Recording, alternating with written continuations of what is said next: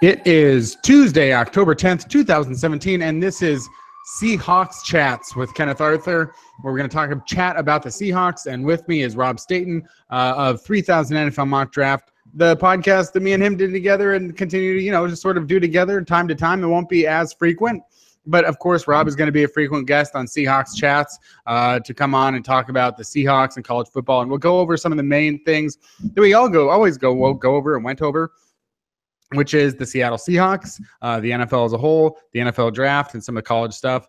And, since the Seahawks are on a bye this coming week, we have 2 weeks to discuss the Seahawks. So, it's a good time also to just sort of decompress and think about their season up to this point. 5 games in, the Seahawks are 3-2. They're coming off of a big 16-10 win over the LA Rams in LA. If they had lost that game, their outlook for the season and their hopes for winning the NFC West greatly changed from what they are now, which is that they're in first place, tied with the Rams, but holding that first head-to-head victory on the road, meaning that if the Rams want to square up the head-to-head matchup, they'll have to do it in Seattle, where they have lost 11 of their last 12 games in Seattle against the Seahawks. So definite advantage for the Seahawks, definite, continuing conundrums for the Rams to be in a position to not be in the greatest position, let's just put it that way, that they are an organization that has struggled for a while. So it's not that surprising, given that the Seahawks have been pretty good for a while. So that it is a positive thing looking forward. The injuries, of course, something else that people look forward to, but have to look at. And the injuries for the Seahawks, not too bad. A few things that they're going to have to worry about, which is Luke Joeckel having knee surgery, and he's going to be out maybe for a couple games, maybe more. And, resting up some of the other guys. Who knows with Cliff Averill, Jeremy Lane, some things going on. But Rob, through 5 games in, 3-2, bye week, extra week to get healthy. Coming at this moment, October 10th, 2017, 10-10-17. Looking at the Seahawks 5 games in and knowing what they have ahead of them, how optimistic do you feel following their win over the Rams? Was it enough for you to see from the offense, given that they were going up against a really good front seven and the offensive line has struggled? Do you feel encouraged by what you saw, or do you think that the Seahawks just simply will not have enough offensive firepower or offensive line help to really be the contender that you wanted them to be going into the season? I think that's a very difficult question to answer because we're still. They've played 5 games. In previous years, we've seen a general progression on the offense to the point where they've ended the season quite strongly, and we have to hope that happens again. I think that the big issue at the moment is that with Chris Carson being out, they haven't. I don't think they've got a running back that they personally feel that they can rely on, and that is holding them back a little bit. And of course, the offensive line still provides some issues there. But generally, I am encouraged by the win because it was a very Seahawks win. It's the type of win that, it was a typical Pete Carroll Seahawks win. It was a game that they had to win, I think. If the Rams had gone to 4-1 with a 2.5 game lead over the Seahawks in the NFC West, it would have been very difficult to come back from that. It would have been a very difficult 2 weeks with people questioning a lot about this team, and that New York game in a fortnight would have a kind of a win or bust feel to it. I mean, if they dropped to 2-4, then people would be sort of having the kind of question marks about this team that they're having about Arizona right now. So I think it was good to avoid all of that and to feel positive about it, to have the division lead and now face a Giants team that is really banged up and hurt and has lost nearly all its receiving group. And then 2 home games against Houston, who've just lost J.J. Watt and Whitney Merciless, and a game that I'll be at for the Washington Redskins game afterwards, and a chance to go on a bit of a run here. So general optimism for the season, hoping that they can make some improvements on the offense moving forward. You mentioned the running back situation with Chris Carson and the Seahawks going into week 5. We're first in the NFL in broken tackles and that high broken tackle percentage by Chris Carson. He's the type of player that can do some of the things that Marshawn Lynch was doing. Maybe not, in the full sense or, in the literal sense, but just thematically, the broken tackles, making something more out of nothing, especially behind an offensive line, with knowing that they are going to have guys, they're going to need that brutal Eddie Lacy. They're going to need that Thomas Rawls, who can make quick cuts and has excellent vision and get around in lanes that others may not see, and be that type of player that we saw in 2015, or for Lacey, be the player that we saw in 2013 and 2014. Based on the fact that now Luke Jokel will be missing some time, Reese Adiyambo struggling at left tackle sometimes, at one play on Sunday looking it was terrible to see how much danger Russell Wilson was in on that move from Robert Quinn. Not even removed, just got around Reese Adiyambo, sacking Wilson from behind. Some encouraging play maybe from Jermaine Afidi. Obviously, I think you can have some hope with Justin Britt. Any thoughts on the offensive line and what you expect to see or hope to see with some of the guys and shuffling they're going to have to do, knowing that Jokel's going to be out for a couple of weeks at least? Ethan Postic is back there. Jordan Ruse is back there. They can, are they going to move people around? What are your thoughts there on the offensive line without Jokel? Well, it's inconvenient that they may lose Jokel for a game, if not more. But I think generally I feel quite positive about the offensive line because I think they're making some very clear steps forward. I think that Jokel is looking increasingly like, injuries aside, if he can stay generally healthy and if the knee is not so bad when they have a good look at it, to think about a long-term extension, I think that he's playing himself into a position where they will feel really good about him and feeling like they can nail down that spot for a few years with Jokel at left guard, Britt at centre, and I think that Jermaine Afedi is looking really good. A lot of people have criticised Afedi for just reason, but I think over the last 2 or 3 weeks we've seen real growth from him as a right tackle, and I don't think he's ever going to be perfect, but I think that we're seeing, a player that you can feel good about in that position, perhaps for the long term. So the two question marks really are, can Ode Abushi had a bit of a strange game against the Rams because there were plays where the Aaron Donald sack was just a very simple false step and then a dip inside, and Abushi just bought it completely. But then there were other plays when he was stoning Donald at the line of scrimmage and looked really good for it. So I think as a placeholder for that position for this year, I think that he's more than adequate. And then at left tackle, Adiyambo has not been great. But I also think that maybe we have to remember that this is the Seahawks' backup left tackle. And, there aren't many teams that could throw a backup left tackle into the starting lineup and have exceptional play from that position. He's a second stringer that's starting.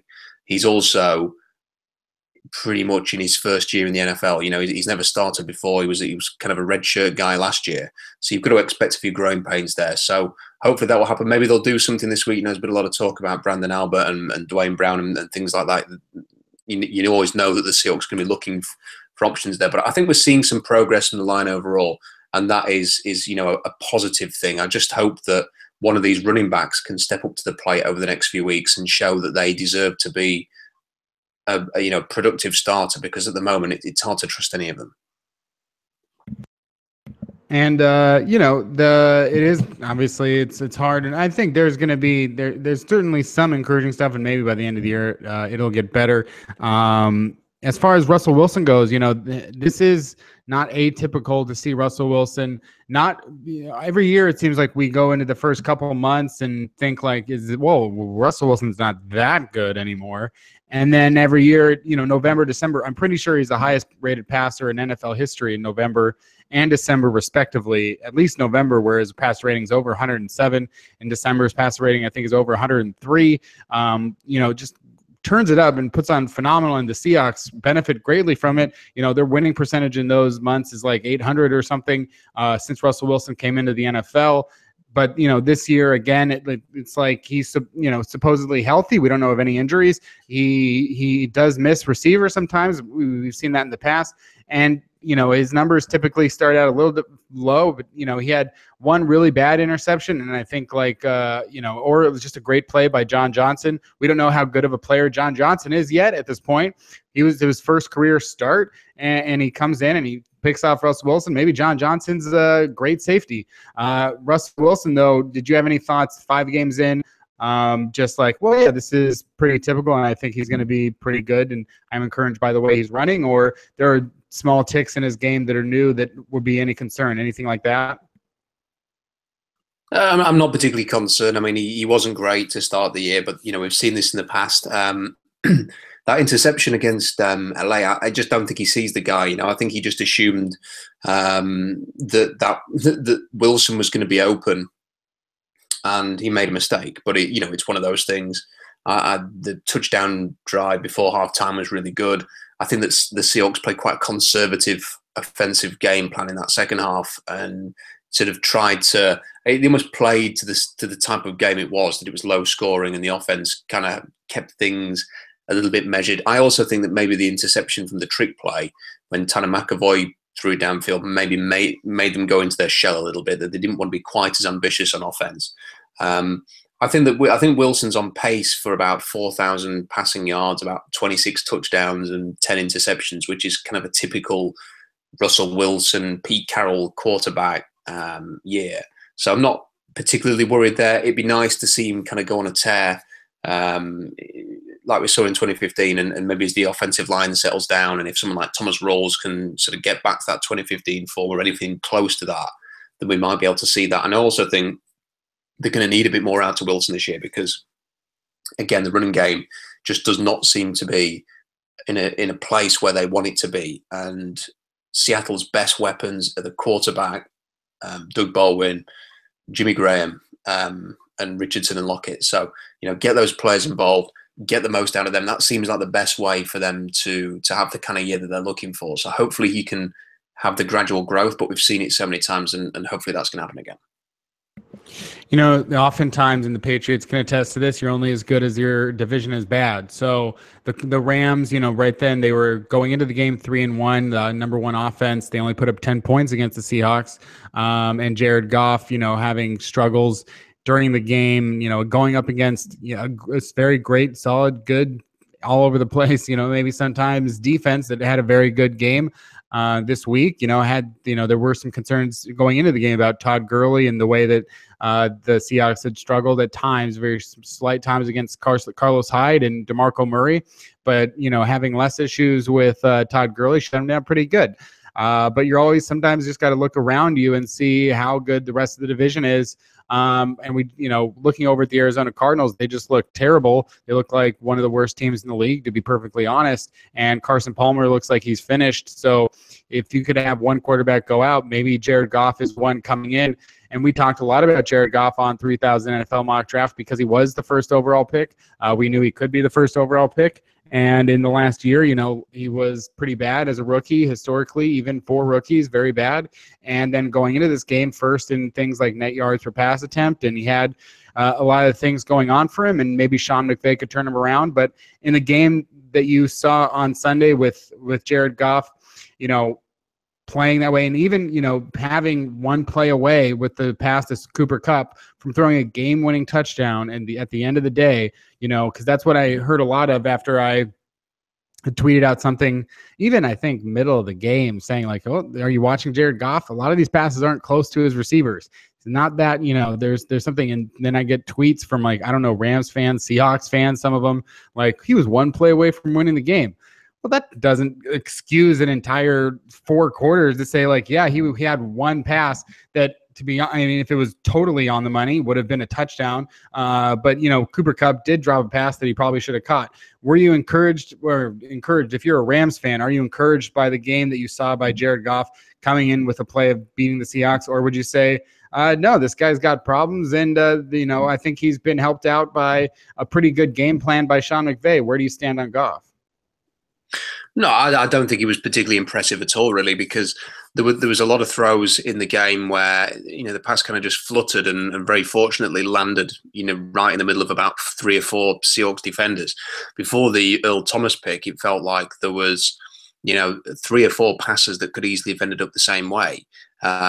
He seemed to play very tentatively. He almost played, I think the way that I described it to somebody during the game was that he was playing as if he was being pressured a lot. When he was in the pocket, he would often sort of quickly get it out to his first read, even though it wasn't the best option. And that's not to say that he didn't make some really good plays in the game. Obviously he did. The way that he drove the team at the end there and almost won the game. It's perhaps the Kupp should have made the catch. Maybe was a little bit too much mustard on the throw as well. But maybe he had to make that kind of a throw in order to get it in there. But the way that he led the team on that drive, there were some nice plays where he, the 3rd and 10 conversion he had with his legs, little things like that. But he also got some help as well. I mean, there were. I seem to remember him getting a 3rd and long conversion on a check down. So there were a few things that went his way. I just think that it was the first time that he was coming up against a really good defense. So if you look at the teams that they've played so far, Indianapolis, Scott Tolzien was the quarterback in the first game. It was a blowout. It was a pathetic Colts effort. The 49ers basically played without a defense and gave up 41 points in the game. Dallas's defense looks terrible. Again, another 35 points. And yet, these 2 home games against the Redskins, who have a fairly decent defense, and the Seahawks, and they've not had quite as much success, scoring 30 points in the 2 games overall. So I think that he also benefits from the fact that Todd Gurley's just had this fantastic start to the year. And I think the key to beating the Rams is to stop Todd Gurley. And I think teams that are able to limit Gurley and put the game in Goff's hands will have quite a fair bit of success. We'll see what Jacksonville do next week, because Jacksonville's defense is young, it is blossoming, it's growing. We saw what they did to the Pittsburgh Steelers, basically had Ben Roethlisberger thinking about retirement during the game, I think, last week, with the 5 interceptions that he had and questioning his career, I think, afterwards in his press conference. So let's see what the Jacksonville Jaguars can do, because if they can take away the Todd Gurley run game again and put it in the hands of Goff, can he have a big performance on the road in a tough environment against an upstart team? That's going to be that's a huge game for the Rams next against Jacksonville. And then they have to go to London as well after that for the game in the UK. So this is going to be a big test for him. But I wasn't particularly impressed with him in this game. No. And I'm, it's interesting. It's interesting also just to we can talk about the way that Goff performed. Obviously, we haven't really talked about the Seahawks defense that much at this point. Are you particularly impressed so far with the play of Shaquille Griffin? It seems like maybe there's a lot of encouraging things and maybe some other things to keep an eye on and know that the Seahawks are getting attacked a lot on the non-Richard Sherman side, and sometimes, successfully for the other team. What are your thoughts on Griffin and Justin Coleman, since he's had to play in the absence of Jeremy Lane? Well, if Coleman ever plays on grass again, he needs to get some new, I guess you would call them cleats. Over here, we call them boots. And one of the things that we have, this might seem like a weird thing, but with soccer players in England, we talk a lot about the footwear that they use, because they all play on grass over here. There's no, field turf or anything like that. So they all play on grass, and they all use these things that are kind of like blades. It used to be that they would have studs, proper thick studs in the olden days, but now they kind of have blades. And it means that you see a lot of soccer players slipping and sliding on the grass all the time. And I just kind of feel like it seemed like that's what Justin Coleman was wearing in this game. It's what it reminded me of, because it seemed like he was ice skating throughout the whole game. Could have had another interception in the game, actually, but I think he slipped at a vital time. There was another time when he just lost his foot and missed time his jump as a consequence. I'm sure he fell over on a couple of big conversions. I think there was one when he failed to make the tackle. There was another one where he just slipped and let the receiver get free.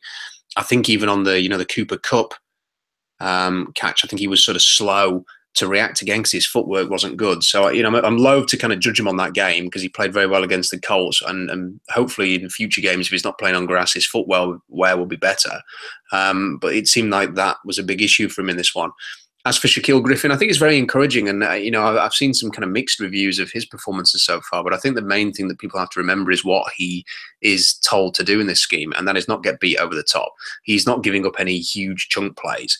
And yes, he's giving up completions underneath. So he might give up 7 yards, might give up 10 yards, might give up a first down, but he's not getting beat over the top, which is what he's in the team to do. They just don't want to give up the huge back-breaking play over the top. And yes, you're going to see good quarterbacks pick on him. You're going to see an Aaron Rodgers look for him.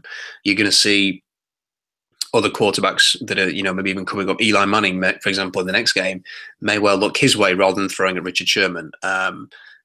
And as long as he's not getting beat over the top and giving up touchdowns or 60-yard completions down the field, as long as they're only like 6-7 yards a pop, then Pete Carroll will be very, very happy with that, because that's this defense. That's how this defense operates.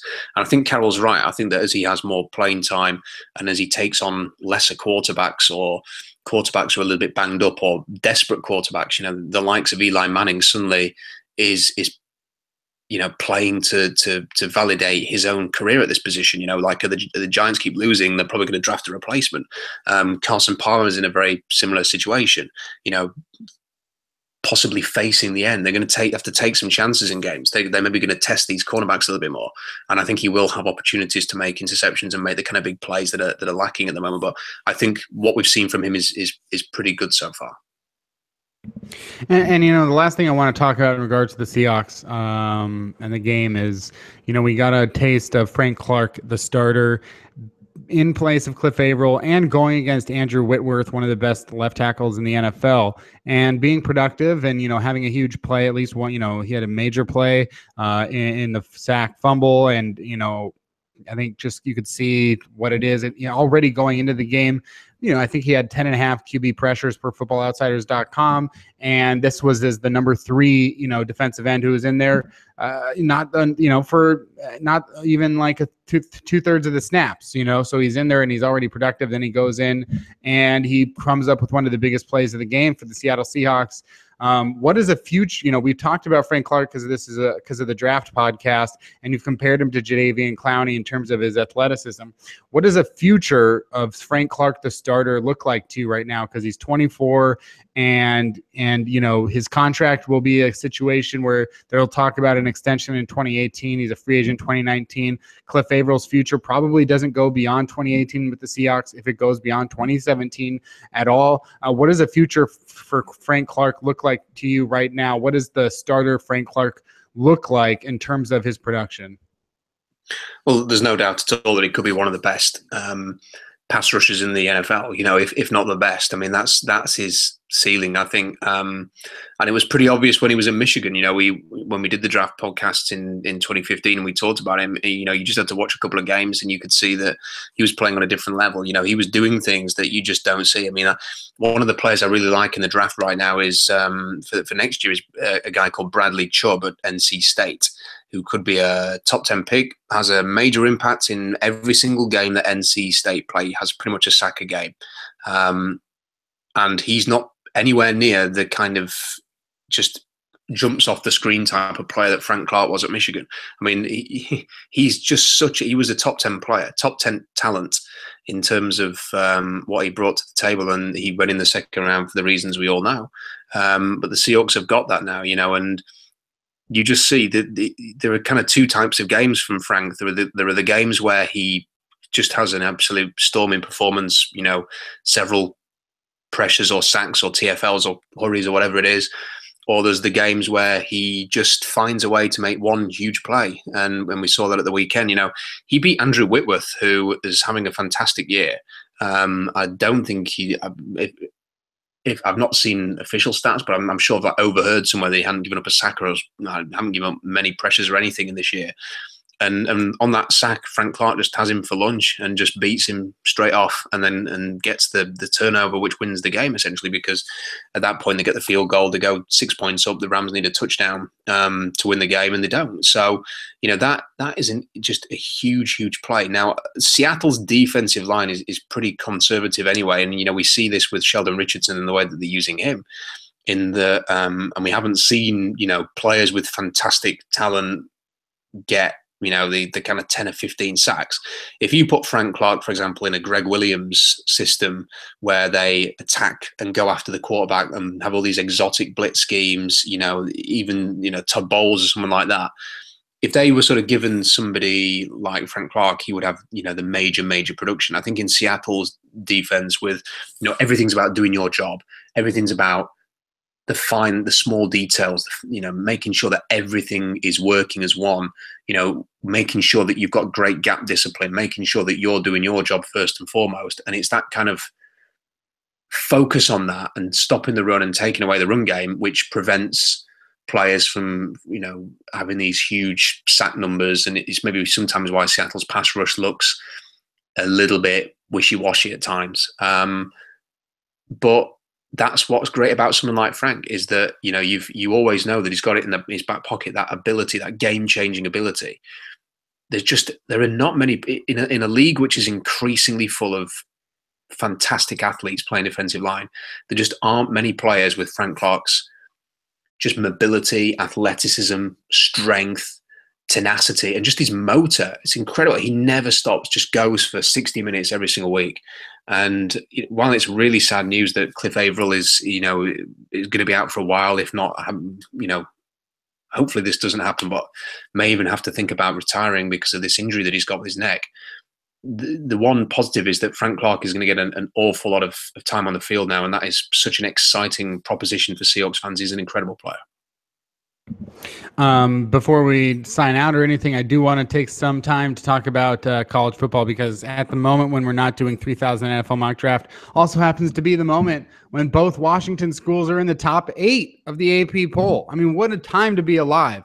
I don't think it's ever happened before, but Washington State's number 8 and the Huskies are number 5, and if you root for one of these teams, I personally went to Washington State. I know, a lot of people went there, or they went to Washington.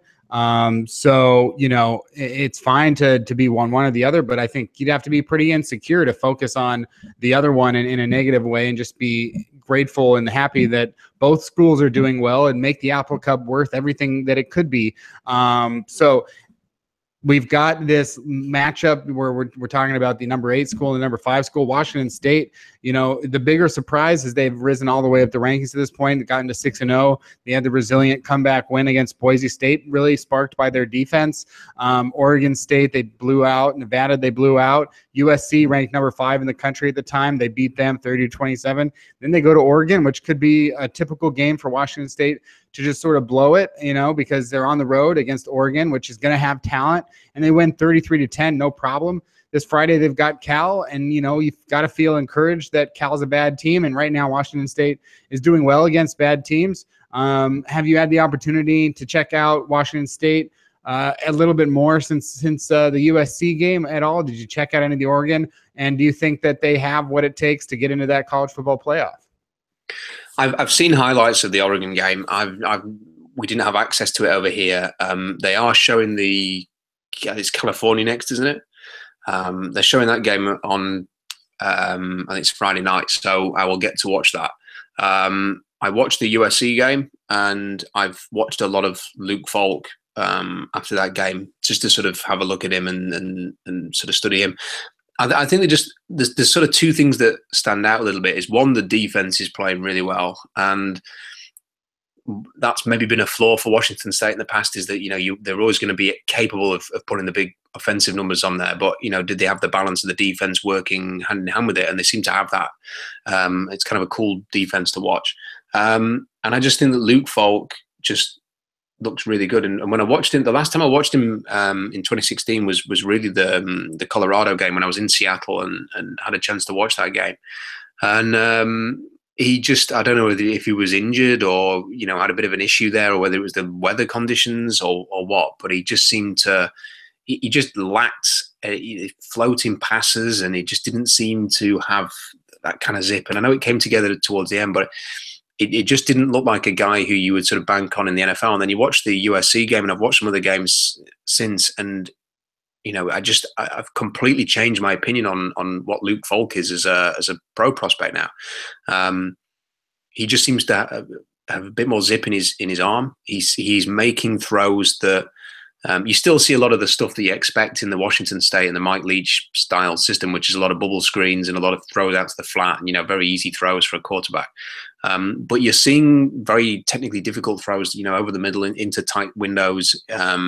He is showing a lot of courage in the pocket, I think, and standing tall and delivering a good ball. And I just think he looks like a really good player. I think that he deserves to be talked about a lot more in terms of the Heisman race. If he was playing for Penn State at the moment, or one of the SEC teams, then people, I think, will be talking about him as a legitimate Heisman candidate. And I think he deserves a bit more of that talk, especially given that Washington State, unlike, I find it a little bit strange this week, because it seems like Washington are ranked ahead of Washington State purely because of the preseason polls, because Washington hasn't beaten anybody yet, and yet Washington State's beaten USC. They've gone to Oregon and won.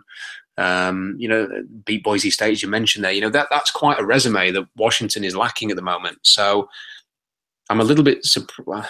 I guess I understand it because it's the preseason stuff, and maybe Washington State deserve to be ahead of Washington at this point. And I really like what they're doing there. And I just think that Luke Falk, I wrote a piece, Kenny, this week. It was kind of like done in the style of a mock draft, but I didn't want it to be, this is a mock draft, because it's October the 10th and, it's way too early. But I wanted to sort of just break it down in that format to sort of highlight some of the players that I think have done really well so far. For example, I've got Josh Rosen as the #1 pick. I think he's had a really good year at UCLA.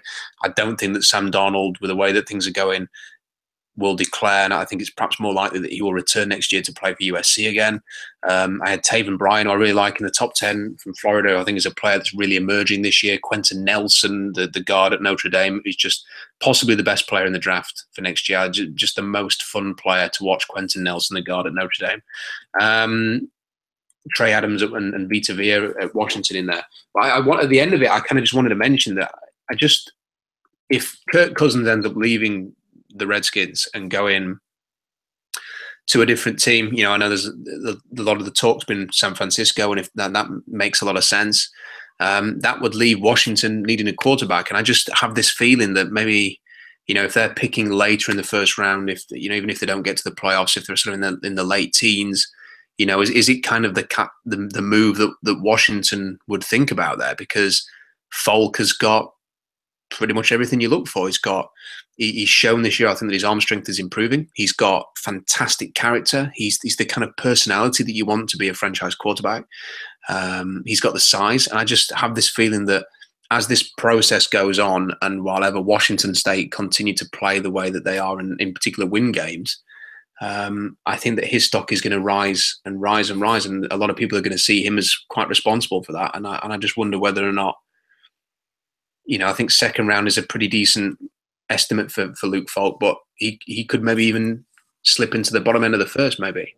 Yeah. We talked about the Heisman and stuff like that, and I'm looking at the ESPN.com ESPN experts poll that's updated as of today, October 10th, and this is just their opinions. And they list the names here of ESPN's people and where they voted. And the rankings right now would be Saquon Barkley is in the lead, followed by Bryce Love, running back at Stanford. And then they're considerably a little bit ahead of Baker Mayfield. Actually pretty considerably ahead of Baker Mayfield. And then Baker Mayfield's considerably ahead of Luke Falk, who's in fourth. And then just behind Falk is Rashard Penny, running back at San Diego State, followed by Lamar Jackson, Ed Oliver, defensive tackle at Houston, Jonathan Taylor, freshman running back at Wisconsin, Bradley Chubb, who you mentioned, Minka Fitzpatrick, defensive back at Alabama, and then Mason Rudolph, quarterback at Oklahoma State. Thoughts on maybe like Saquon Barkley as the Heisman, and we haven't really ever talked about Bryce Love or Rashard Penny. Any thoughts on those two?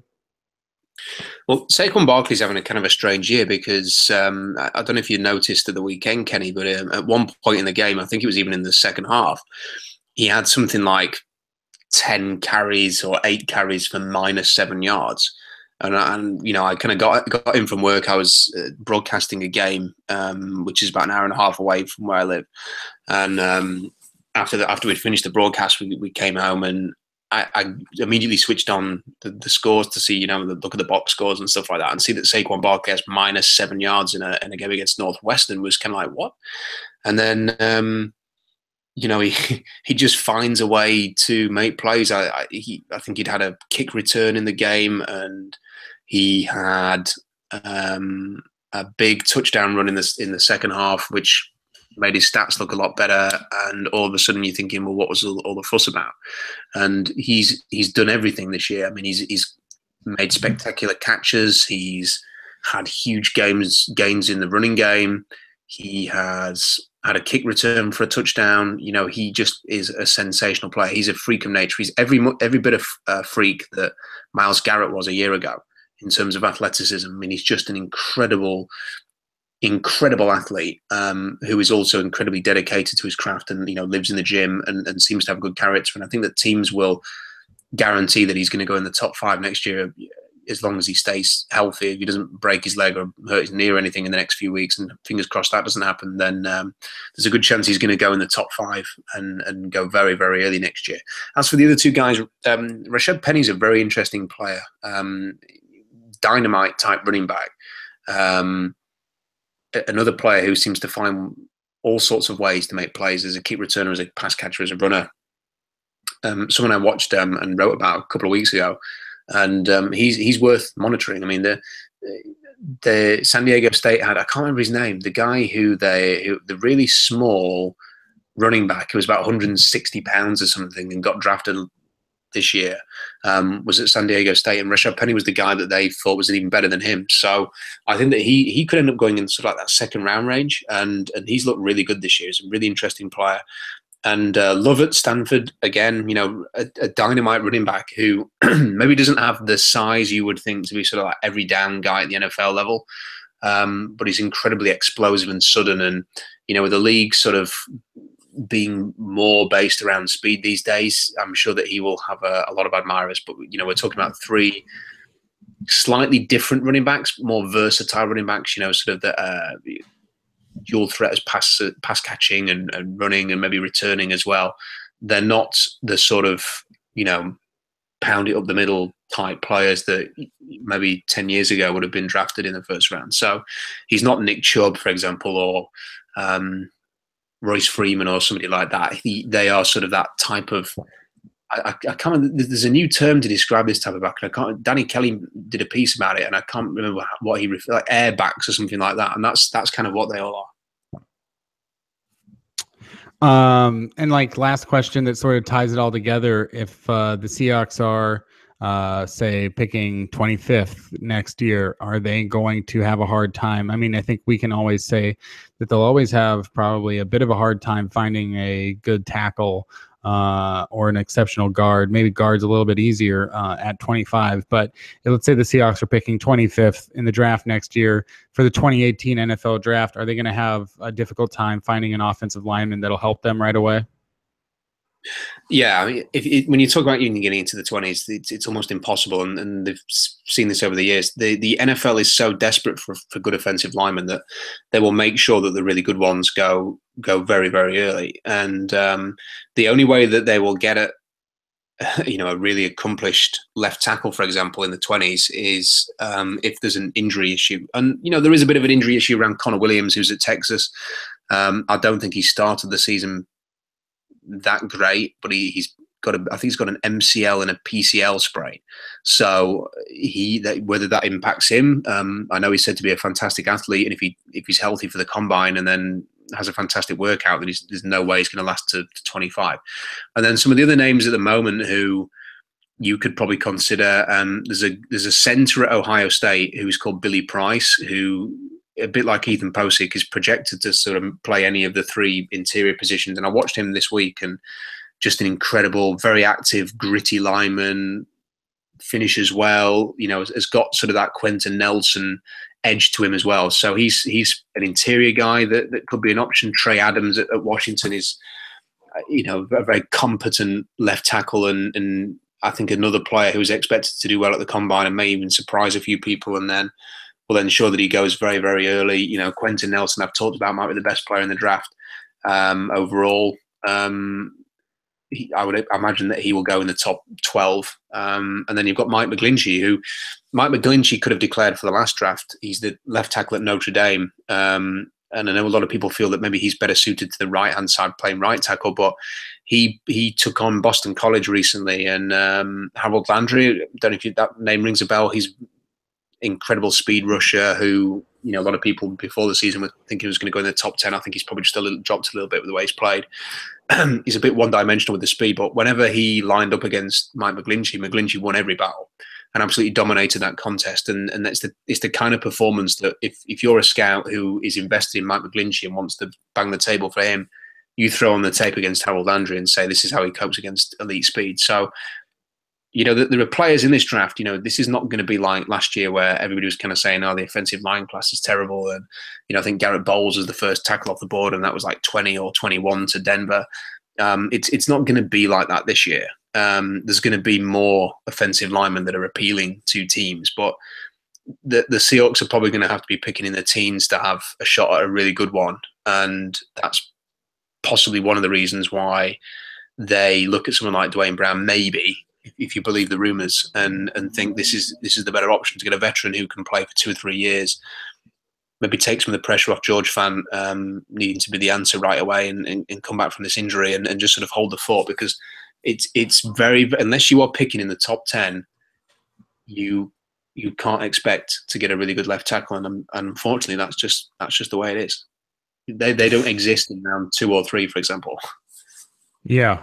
Well, yeah, that's absolutely true. So hopefully, reset your expectations unless you want the Seahawks to be picking high next year or any given year as far as finding offensive linemen through the draft. Of course, it's possible and it can happen, and maybe Ethan Posick will become a very good or great offensive lineman, and certainly it happens, but it's a very small percentage of non-first round offensive linemen that go on to say being Pro Bowl players, and that's true not just of the Seahawks, that's true of anyone. So we'll see, sort of what happens there. But for now, the Seahawks are 3-2 in first place. They got a bye week with the Giants coming up next, and the Giants look terrible right now. So, and they're not going to have Brandon Marshall or Odell Beckham Jr. for the rest of the year. Not good for those players. It's unfortunate, but certainly New York's offense looking pretty terrible, and their defense was looking pretty terrible as well. So we'll see how the Seahawks do against the Giants in 2 weeks.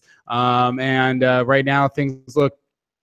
We'll check in again with Rob here shortly. I'm sure to talk more about the Seahawks, the state of things, the draft, and of course college football and the rest. We'll try and get a longer episode about that's more closer to what you may have expected from 3,000 NFL mock drafts. But this is Seahawks Chats with Kenneth Arthur, and subscribe to Seaside Chats with Kenneth Arthur on iTunes for more of this. I have an interview with Nick Weiger, comedian, host of the Doughboys podcast. They'll be reviewing Dick's Drive-In in Seattle as a special road trip episode, him and Mike Mitchell. So check that out. And also check out my interview with Nick Weiger, which you can find on Seaside Chats. Follow Rob on Twitter at Rob Staton. Of course, go to SeahawksDraftBlog.com for more updates on the Seahawks and their draft prospects and just the team in general. It's a great website.